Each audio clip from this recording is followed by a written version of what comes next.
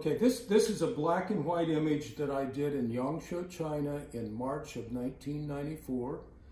I had hiked out to the bridge and I saw the river, and I'd seen some postcards of the traditional fisherman on the bamboo boat with his cormorant birds that do the fishing for him.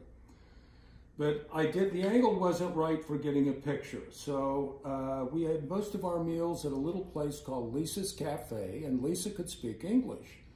So I asked Lisa if she could arrange and get a boat for me, and she said, yes, she can do that. And I said, I need to be on a bow of like a 30-foot boat. And she said, yes, I can do that. And I said, and I want you to go along and interpret. And she said, oh, yes, I'll do that too. And I said, I want to be on the river at 5:30. And she said, what's the matter? You crazy? And I said, no, I want to be there when the sun comes up. So we arranged all that.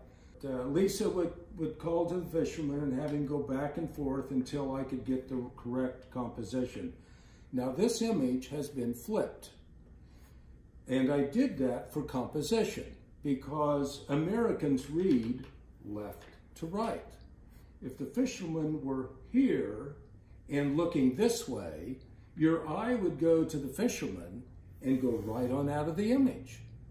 But by flipping the image, you come over here, you see him, he's looking this way, and it brings you right back in again.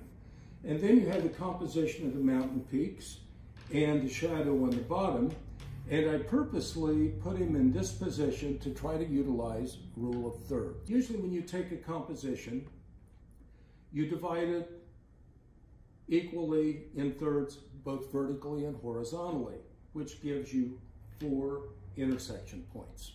And the intersection points are where you want the subject to be. And so the subject is in the intersection down here. So when you come over, you see this, and the mountains being dark on this side, it drives you right back in and right back into the subject again. And this one's black and white. The one I'm using for the show is color. Now this is on a canvas, and when I do a canvas, I like to take the image, put it on a new background, and then put a stroke on it, and I like the background to be black because then it almost looks like a framed image that's on a canvas stretcher bar. I take the image size and I add 3 inches to the outside all the way around because that's how much space I need to wrap over the bars. And then I determine exactly how I want it in the middle and how much border I want. And then I print it.